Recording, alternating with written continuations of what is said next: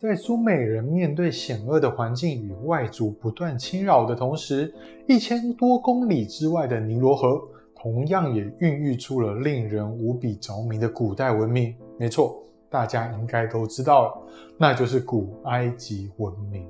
古埃及文化的影响力非常深远哦，哪怕到了今天，依然有许多的艺术、文学、小说，甚至电影、漫画、动画等等都深受影响。不管是直接以古埃及作为主题，呈现考古探险的精彩刺激故事，或是间接引述他们的信仰，将他们的精神隐藏在背景里，全都可以看出我们对于这个古老又神秘的国度充满了无限的遐想。大家好，我是克里夫。要讲古埃及的历史，得先从他们的地理环境开始说起。有别于两河流域那种易攻难守、气候又糟糕的环境，不知道我在说什么的，请点击右上角先去看第1集。尼罗河跟底格里斯河与幼发拉底河不同，第1集有说两河就派啦，反观尼罗河却截然相反，它十分温和，且年复一年的定期泛滥。尼罗河的上游有2条比较大的支流，一条是发源于非洲中部山林里的白尼罗河，另一条则是源自于伊索比亚高原的蓝尼罗河。每年夏天的时候，非洲中部受到往西吹拂的季风影响，带来印度洋上的雨水，形成湿润的雨季。既然上游开始下雨，那么汇聚2大支流的下游尼罗河当然也就跟着河水暴涨。大量的河水经过狭窄的山谷，途中还经过好几个瀑布，最后在埃及平原溃堤泛滥。河水带来着来自上游的腐烂植物和一些矿物，等到几个月后，上游的雨季结束了，下游泛滥的河水也跟着退去，便留下一层肥沃的黑色淤泥。他们会在每年的11月初河水退去后播种，等到隔年的6月左右把农作物收割完毕，尼罗河又会开始泛滥。如此定期规律的天候与自然环境，可以说让埃及人在农耕上事半功倍。不仅如此，两河流域是个没有天险可守的平原，但尼罗河流域却受到沙漠与红海的保护，天然的屏障保护着他们免于受到外族的威胁与入侵。这样的地理因素与规律的气候，让古埃及人感受到大自然的仁慈，这同样也影响到他们民族的习性。好，一般来说，我们会把古埃及分成6个时期，分别是古代时期、古王国时期、第一中间期、中王国时期、第二中间期以及新王国时期。在进入古代时期之前，尼罗河流域就已经有埃及人开始定居农耕，他们从石器制成的工具慢慢学会铜制的器具，并且在西元前3100年左右就发明了象形文字。有学者认为埃及人的象形文字是源自于苏美的楔形文字，不过这个论点争议很大，主要是2种文字差异性很大。但如果象形文字不是源自于两河流域的话，那么象形文字的出现就应该要有迹可循才对啊。但偏偏象形文字就像是突然出现的一样，也难怪有不少人认为埃及人的文明是外星人的杰作。撇除外星人的假设，埃及人文明的起源其实也跟美索不达米亚文明有点类似。刚刚说尼罗河定期泛滥，但河水退去后的时间里，雨水很少，所以还是得挖掘湖泊来储存河水，以便干枯时期还能够灌溉农田，同时还得有些防洪措施。这样的工程其实需要群体力量才能够完成的。因此，埃及也慢慢从部落走向城市、城邦，最后到了西元前3100多年，埃及逐渐形成靠近内陆的南方上埃及，以及靠近河口的北方下埃及。完成南北统一的是一位来自南方的武士纳尔迈，他是第一任的法老。随着埃及统一后，我们也就正式进入了第一个时期——古代时期。这个时期大约是在西元前3100年到2770年左右，之后延续了2个王朝，历经了400年左右的统治期间，之后被乔塞尔所取代。他是第3王朝的首任君王，也是古王国的创造者。同时，埃及也进入了古王国时期。乔塞尔大大强化了王权的力量，并且兴建了埃及的第1座金字塔。没错，王权无限扩张的结果就是王权结合了神权，政教合一。法老不仅是政治上的君王，也是宗教上的祭司之长。而为了保持王室血统的纯正，法老依照惯例是要娶他的其中一位姐妹为妻的。你可能会想，这样的集权统治下，古王国时期的埃及人民应该很困苦，但事实上却相反哦。这时候的法老是没有武装部队的，甚至连民兵都没有。他的统治是建立在极其和平的状况下，虽然中央没有军队，但地方上却有民兵。不过民兵是由文官所指挥，与其说是民兵啦，但实际上他们通常都是用来做公共建设的。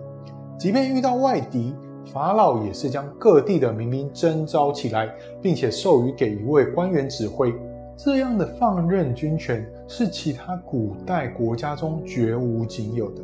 那为什么会这样呢？别忘了一开始就提到的，古埃及人拥有尼罗河赠予的肥沃土壤，又有天险保护他们免于外族入侵，因此他们天性爱好和平，喜欢专注在自己的事情上。而他们的国家也不是为了扩张或征服所创立的，而是基于更好的行政管理与公共需求才建立的。不过这样平和的国度也是会走向衰败的。古王国时期大约从西元前2770到2200年左右，最后衰亡的原因有很多。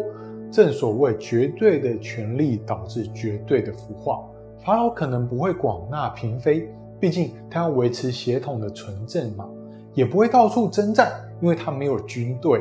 但他可以毛起来盖金字塔啊，像是世界7大奇迹之首的古夫金字塔就是这个时期所建造的。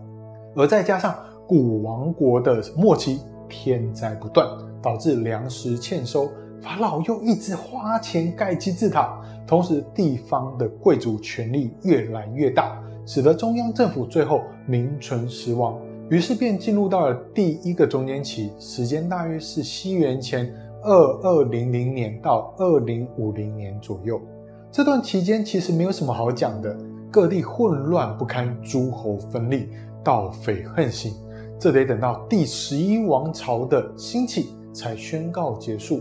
大约在西元前2050年左右，第11王朝以底比斯为根据地，再度统一了埃及，并强化了中央的集权。而随着统一，我们便进入了中王国时期。这个时期大约是在西元前2050年到1786年左右。中王国时期可以说是埃及的黄金时代啊。这个时期历经了第11王朝与第12王朝的统治。在第12王朝统治的期间，一些官员、商人与工匠、农民组成了一股中间阶级的力量，成功了制衡了地方贵族的势力，让埃及进入一种政治平衡的关系。也正因如此，埃及才走向兴盛。他们把原本建造金字塔的力气转移到了建设大型的排水设施等公共建设。比如说，他们开凿沟渠，将河水导入尼罗河西边的一个低洼湖泊，并将那里的土地开发成良田，并且从尼罗河三角洲开凿运河通往红海，让地中海与红海可以直接通航。另外，宗教也逐渐普及到民间，从贵族的那种耗费金钱的信仰模式，转变成为宣扬给普罗大众的一些道德行为的灵魂救赎。不过这部分我们等等再聊，先继续往下。中王国时期结束后，进入第2中间期，大约从西元前1786年到1560年左右。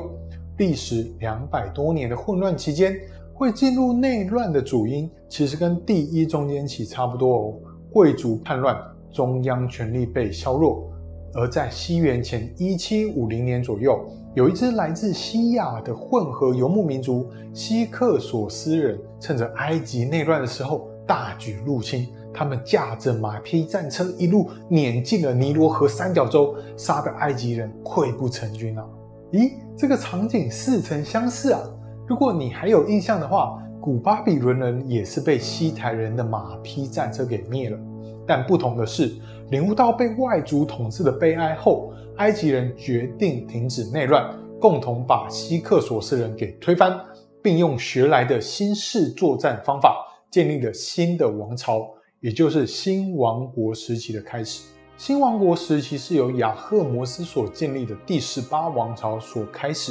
历经19与20王朝结束，大约是从西元前1560年到1087年左右。也有人把新王朝时期称为帝国时期，而在这个时期，以前那种和平主义与孤立主义逐渐消失，因为打开了潘朵拉这个战争的盒子，埃及人开始转而崇尚对外扩张与军国主义。他们也的确有扩张的本钱哦。亚赫摩斯的继任者图特摩斯3世开启了长达20多年的征讨，把帝国向南拓展到努比亚，向东北延伸到两河流域的上游，还将地中海的克里特岛也纳入版图，成为横跨亚非两洲的大帝国。这样的丰功伟业确实让埃及风光一时。为什么是风光一时呢？虽然新王国时期的法老拥有职业军队，而原本容易叛乱的贵族也多半变成法老的官僚，但他们新征服的领地却时常叛乱，导致国家的财力逐渐耗损。另外，因为帝国版图扩大，国外的各种文化与思想涌入原本相对封闭的埃及社会中，让新一代的埃及人对原本的传统文化产生隔阂，甚至引发冲突。像是阿蒙哈特4世在位时，决定要针对一些老旧的弊端加以改革，但偏偏又受到守旧势力的反对。别忘了，埃及人的政教十分紧密，所以守旧势力也就是宗教势力。阿蒙哈特4世要改革，就得从宗教下手。于是他发动了宗教革新，驱逐了迷信的巫术，拆毁了神像，改信仰世上唯一的真神阿顿。阿顿是宇宙的创造者和保护者。为了证明他改革的决心，阿蒙哈特4世甚至改名为埃赫纳吞，意思是让阿顿满意。但这样的破釜沉舟的革命，却让埃及陷入了分裂，甚至被迫迁都。再加上之后的继任者因为拥有太多的财富，养成了奢侈的习惯，贵族们又醉心于追求长生不死，使得祭司们逐渐取得了权力。到了新王国的末期，蛮族再度入侵，利比亚人、努比亚人都来欺负埃及。到了西元前761年，亚述人征服了埃及，随后又在西元前525年被波斯人入侵。再后来，你们也都知道了，希腊人与罗马人一个接一个统治着埃及。古埃及在历史的长河中只能算是短暂的一瞬，但这一瞬间却给我们留下了无比璀璨的文化、宗教与艺术，而这些又是下一个故事了。